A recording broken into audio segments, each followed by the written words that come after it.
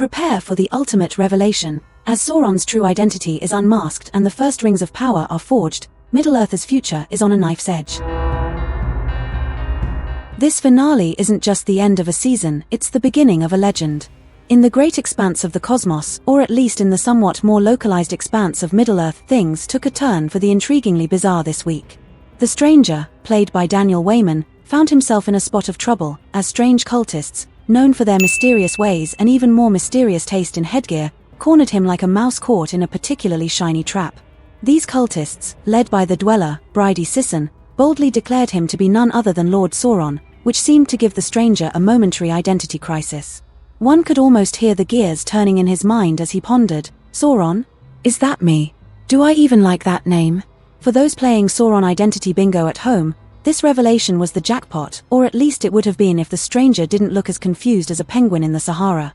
If he really were Sauron, one imagines he'd be far too busy twirling his metaphorical mustache and plotting doom to entertain a rescue mission by Nori, Markella Cavenar, and her pint-sized friends. Speaking of Nori, she's been up to her usual Harfoot shenanigans, which in this instance involves attempting a rescue mission that seems about as likely to succeed as teaching an orc to do ballet. But never let it be said that Nori lacks pluck. She, her mum, her best friend Poppy, Megan Richards, and the rest of the Harfoot crew were facing off against these cultists who, it turns out, aren't just mysterious but also really quite powerful. The Dweller, in particular, had the unsettling ability to shapeshift and throw around magic like confetti at a particularly rowdy wizard's party. Now, Middle-earth isn't exactly known for its flashy spells. Wizards in these parts tend to be more about cryptic wisdom and occasional fireworks than your standard lightning bolts and fireballs. But when Sadok Burrows, Lenny Henry, took a nasty hit and things were looking bleak, the Stranger finally decided it was time to stop being so, well, strange and start being useful. With a flick of his newfound powers, he turned the cultists into something rather less threatening, possibly butterflies, though it's hard to tell when things are swirling around in a magical windstorm. Sadly, the heroics came too late for Sadok, who shuffled off his mortal coil just as the sun rose, but at least he went out in style, surrounded by friends.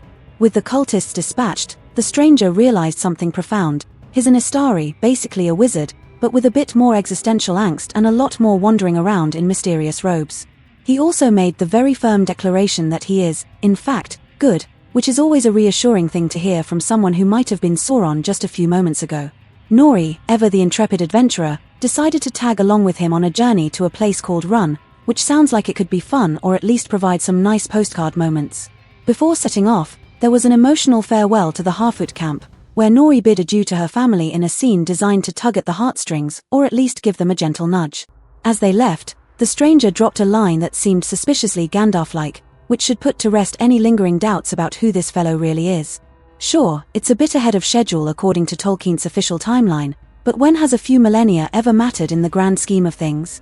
Meanwhile, in a completely different part of the story, the Númenorians sailed back home, presumably nursing both their wounds and a growing sense of impending doom.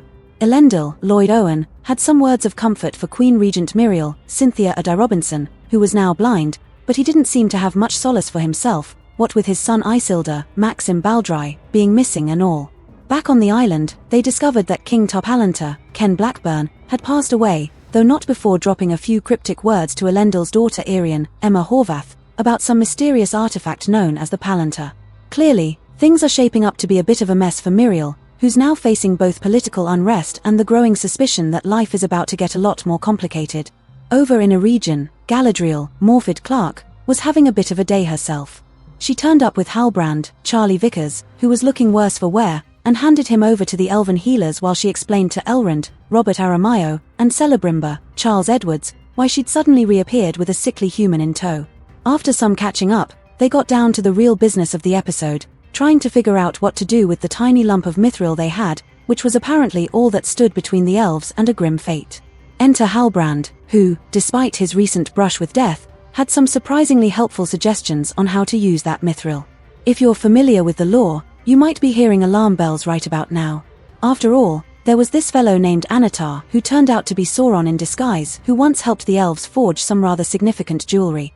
So Halbrand's involvement in the whole smelting process might be just a tad suspicious. Galadriel, being the sharp elf she is, started connecting the dots and quickly realized something was off.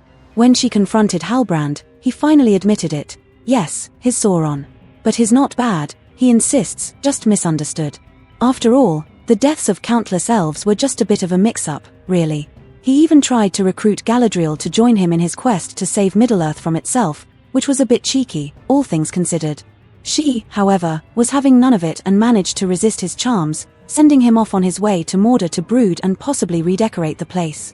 In the end, Galadriel seemed oddly relieved by the whole affair. At least now she knew her enemy was real and not just a figment of her overactive imagination. With that in mind, she donated her brother's dagger to the creation of 3 shiny new rings for the elves, which felt like a momentous occasion, especially since we've been waiting all season for some actual rings of power to show up in the rings of power.